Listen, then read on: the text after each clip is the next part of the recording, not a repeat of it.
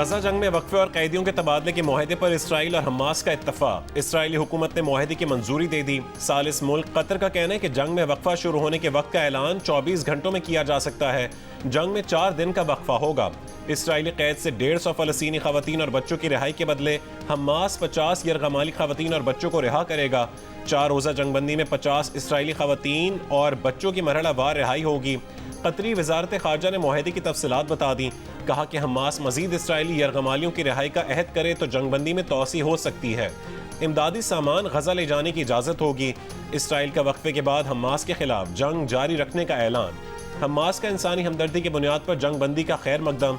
अमरीकी सदर ने मुआहदे के तमाम नकात पर मुकम्मल अमल दरामद को ज़रूरी करार दे दिया। 7 अक्टूबर के हमले में हमास ने 240 अफराद को कैद किया था। कैदियों में फौजी, इसराइली और गैर मुल्की शहरी शामिल हैं।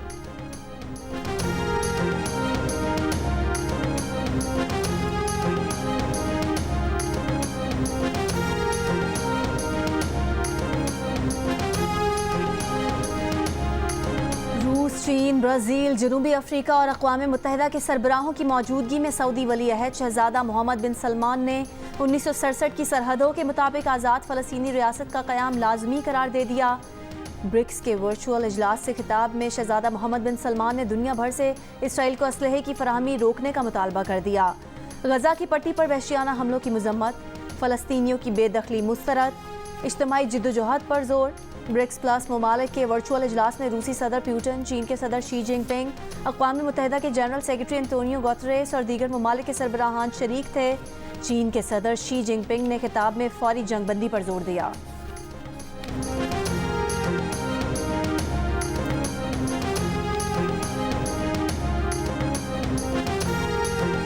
जंग में वक्फे से पहले इसराइल के गजा पर हमले, इंडोनेशियन अस्पताल को खाली करने की धमकी पर अमले और मरीज खौफ में मुब्तला। खान यूनस में रहायशी इमारत पर बमबारी, 10 फलस्तीनी शहीद, 22 जख्मी। गजा में इसराइली हमलों में शहीद फलस्तीनियों की तादाद 14,128 तक पहुंच चुकी। 33,000 से ज्यादा जख्मी हैं। फलस्तीनी मज़ाहमतकारों से झड़प में हलाक एक और इसराइली फौजी की शनाख्त जारी।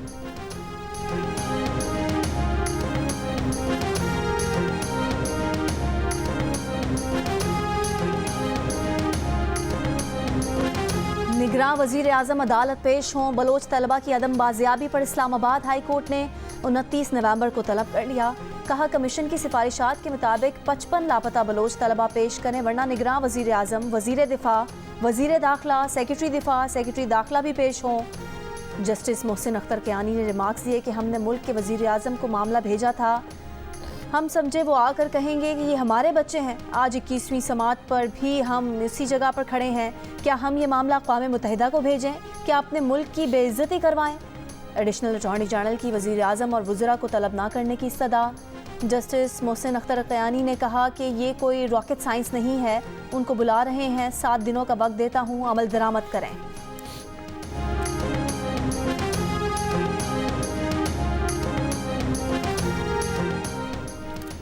सुप्रीम कोर्ट ने साइफर केस में रियासत और वजारत दाखिला को नोटिस जारी कर दिया। जस्टिस याहिया ने कहा है कि इंक्वायरी में कहा गया था कि शरीक मुल्ज़िमान का किरदार तफ्तीश में तय किया जाएगा। हतमी तफ्तीशी रिपोर्ट में आजम खान से मुतालिक तफ्तीशी ने क्या कहा? वकील सफाई सलमान सफदर ने कहा कि तफ्तीशी ने कोई वाज़ेह मौक़िफ़ नहीं अपनाया। आजम खान अगवा हुए और उनके अहल खाना ने मुकदमा भी अगवा का दर्ज करवाया। अगवा के बाद हैरान कुन तौर पर आजम खान का 164 का बयान आ गया। जस्टिस सरदार तारिक मसूद ने कहा कि देखे ना, ऐसे फिर सच सामने आता है। वकील सफाई सलमान सफदर ने कहा कि आजकल तो सच ऐसे ही सामने आता है। जस्टिस सरदार तारिक ने कहा कि आप मुकदमात को सियासी तौर पर चलाएंगे तो यही होगा। किसी ने कहा था कि अखराज मुकदमा और जमानत को एक साथ चलाएं। मुल्जिम कम उम्र नहीं है और केस मजीद इंक्वायरी का है तो उस तरफ लाएं। जस्टिस आयशा मलिक ने कहा कि आपके केस में मरकजी ग्राउंड्स क्या हैं। वकील सफाई सलमान सफदर ने कहा कि हमारा केस ये है कि केस बनता ही नहीं।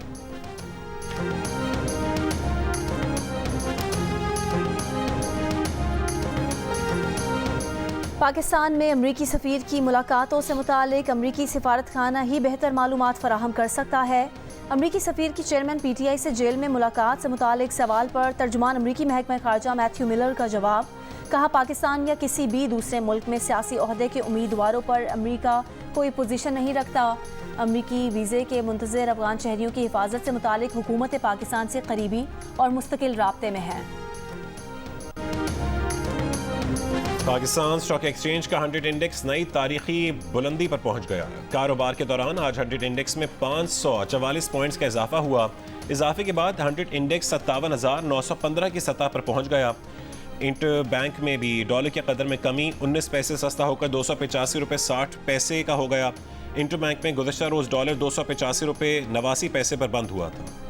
चेयरमैन पीटीआई शाह महमूद कुरैशी, परवेज इलाही समेत मुतादिद पीटीआई रहनुमाओं के खिलाफ 9 मई वाक़े से मुतालिक मुकदमे का चालान पेश। गुजरांवाला की इंसदादे दहशतगर्दी अदालत ने 50 मुल्जिमान को 27 नवंबर को तलब कर लिया। हसास तनसीबात पर हमले और जलाओ घिराव का केस पुलिस की मुद्दाइयत में थाना कैंट गुजरांवाला में दर्ज किया गया था।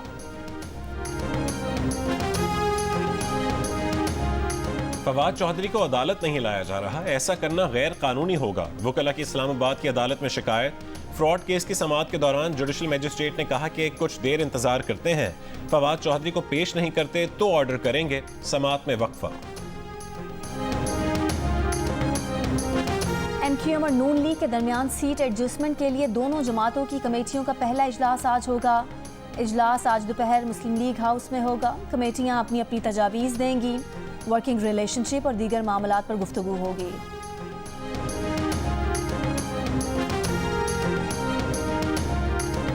जस्टिस मज़ाहिर नकवी के खिलाफ शिकायत के मामले पर सुप्रीम जुडिशल काउंसिल का इजलास आज फिर होगा।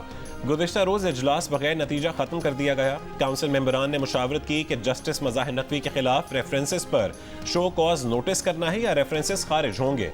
इस दौरान शिकायत कुनंदगान समेत तमाम फरीक़ैन को बाहर भेज दिया गया। जस्टिस मज़ाहिर नकवी भी इजलास में शरीक थे। फौजी अदालतों के खिलाफ सुप्रीम कोर्ट के फैसले पर पंजाब हुकूमत रजिस्ट्रार ऑफिस का एतराज़ दूर करके आज दोबारा अपील जमा कराएगी। दरख्वास्त में इस्तदा की गई है कि फौजी अदालतों से मुतालिक फैसले को कलअदम करार दिया जाए। सुप्रीम कोर्ट ने 184(3) के तहत अपना आइनी दायरा इख्तियार इस्तेमाल किया। आइन और कानून के मुताबिक दीगर फॉरम्स मौजूद हों तो 184(3) का दायरा इख्तियार इस्तेमाल नहीं किया जा सकता। फौजी अदालतें और आम अदालतें 1947 से काम कर रही हैं।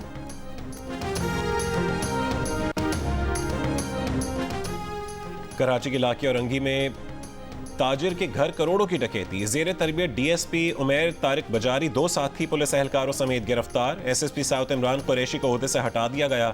डकैती का मुकदमा दर्जन से ज्यादा मुल्जिमान के खिलाफ पीराबाद थाने में दर्ज। तहकीकाती रिपोर्ट में डकैती जेर तरबियत डीएसपी की सरबराही में पुलिस एहलकारों और प्राइवेट पार्टी की जानिब से करने की तस्दीक हुई थी। डकैती पुलिस यूनिफॉर्म में 2 एहलकारों और 5 आम अफराद ने की थी। डकैती में 1,90 लाख रुपए, 60 तोले सोना और दीगर कीमती सामान लूटा गया। कैश और सोना ताजिर के घर से एक स्कूल बैग में रखकर ले जाया गया।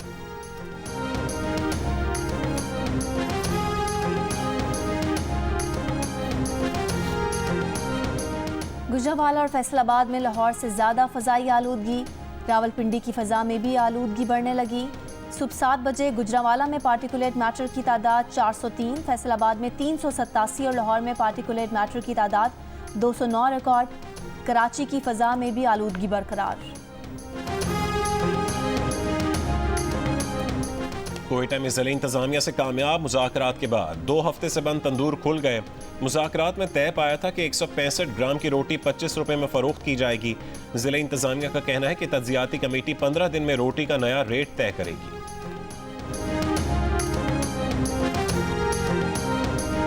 महकमा दाखिला खैबर पख्तूनख्वा का सूबे में 58,000 मशकूक कौमी शनाख्ती कार्ड ब्लॉक करने का फैसला। सूबाई महकमा दाखिला का जाली POR अफगान कार्ड ब्लॉक करने के लिए भी नादरा को खत इरसाल करने का फैसला। पेशावर में 9,720 गैर कानूनी मुकीम अफराद की मैपिंग का अमल भी मुकम्मल।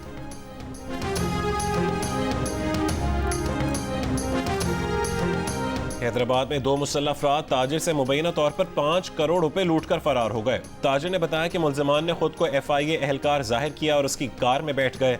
मुल्जिमान गाड़ी और उसमें रखे 5 करोड़ रुपए लूट कर फरार हो गए। वाक़े की तफ्तीश जारी है।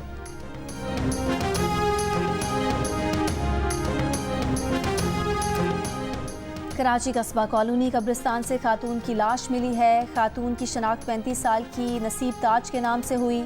पुलिस के मुताबिक खातून को उसके शौहर ने फायरिंग करके कत्ल किया। मुलजिम फरार। नॉर्दर्न बाईपास के करीब यूनिवर्सिटी के हॉस्टल में 20 साल का तालिब इल्म अम कुमार मुर्दा पाया गया। नौजवान की लाश 2 से 3 दिन पुरानी है। घर वालों के मुताबिक डॉक्टर ने अमन कुमार की मौत तबई करार दी थी।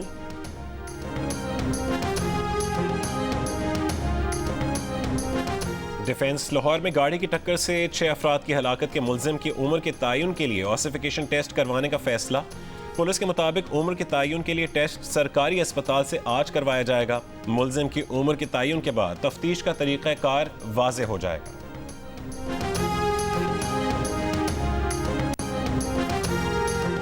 ख़वातीन से जिनसी हरासानी में मुलविस मुजरिमों को बेनकाब करने की ऑनलाइन मुहिम मी टू एक बार फिर जोर पकड़ने लगी। खिलाड़ियों और अदाकाराओं के बाद अस्पतालों में जिनसी हरासानी का शिकार बनने वाली ख़वातीन भी मी टू मुहिम के जरिए सामने आने लगीं। अमेरिका के कई बड़े अस्पतालों में ख़वातीन को जिनसी हिरासा करने वाले डॉक्टर्स के नाम मंजर-ए-आम पर आ गए। जिनसी हरासानी के बढ़ते वाक़यात के पेश नज़र अमरीकी अस्पतालों ने डॉक्टर्स के लिए ऑनलाइन तरबियती प्रोग्राम लाजमी करार दे दिया। प्रोग्राम के तहत डॉक्टर्स को अब मरीजों के हसास मुआयने के दौरान खुसूसी आलात इस्तेमाल करने लाजिम होंगे।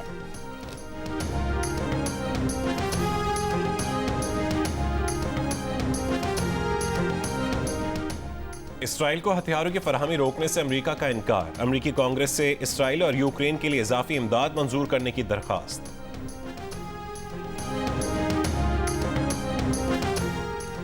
जनूबी अफ्रीका का गजा में इसराइल की वहशियाना बमबारी के खिलाफ बड़ा इकदाम। जनूबी अफ्रीका की पार्लियामेंट ने इसराइली सिफारतखाना बंद करने की करारदाद मंजूर कर ली। करारदाद में कहा गया है कि जंग बंदी तक इसराइल से सिफारती ताल्लुकात मुअत्तल रखे जाएं। इससे कबल जनूबी अफ्रीकी सदर ने कहा था कि इसराइल गजा में नस्लकुशी और जंगी जराइम का मुर्तकिब हो रहा है।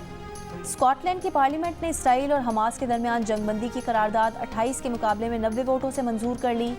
फर्स्ट मिनिस्टर हमजा यूसुफ ने लेबर रहनुमा केयर स्टार्मर से मुतालबा किया है कि वो भी जंगबंदी की हिमायत करें। मुत्तहिदा अरब अमारात के सदर शेख मोहम्मद बिन जायद अल नहयान का भी गजा में फौरी जंगबंदी का मुतालबा।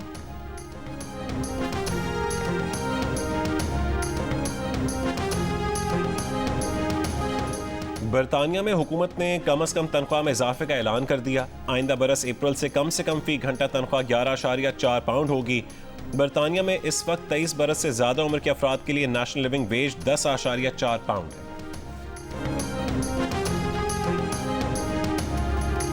फुटबॉल वर्ल्ड कप क्वालिफायर में ब्राज़ील और अर्जेंटीना के मैच में तमाशाइयों की लड़ाई। कप्तान मेसी और टीम मैदान छोड़कर अपने फैंस की मदद को जा पहुंचे।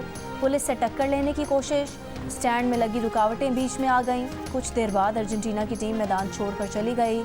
ब्राज़ील तारीख में पहली बार होम क्वालिफायर हार गया।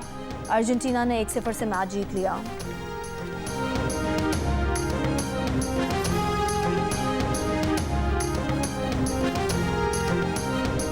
काबिल एतमाद रिश्ता ऐप दिल का रिश्ता के सार्फिन की तादाद 20 लाख हो गई। बर्क रफ्तारी से बढ़ती तादाद ने ऐप को पाकिस्तान की नंबर 1 ऐप बना दिया। रिश्ता ऐप पर सारिफ की मुकम्मल प्राइवेसी का ख्याल रखने वाले बेहतरीन फीचर्स मौजूद हैं, जिसने किसी भी किस्म के फ्रॉड और गलत मालूमात की गुंजाइश को ख़त्म कर दिया। रिश्ता ऐप दिल का रिश्ता पूरी दुनिया से हर प्रोफेशनल, ज़ात और बिरादरी के रिश्ते ढूंढने में मदद कर रही है। और इंडोनेशियन पायलट का फ़लस्तीनी मुसाफिर से इजहार यकजहती। दौरान परवास पायलट ने मुसाफिर से पूछा कि उनका ताल्लुक कहाँ से है। मुसाफिर के बताने पर कि वो फ़लस्तीनी है, पायलट ने मुसाफिर को गले लगाया और उनके हौसले को दाद दी।